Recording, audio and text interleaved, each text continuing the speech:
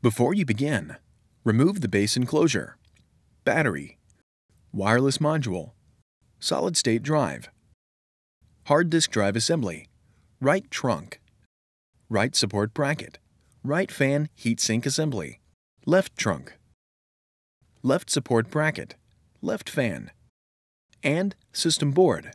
Removal.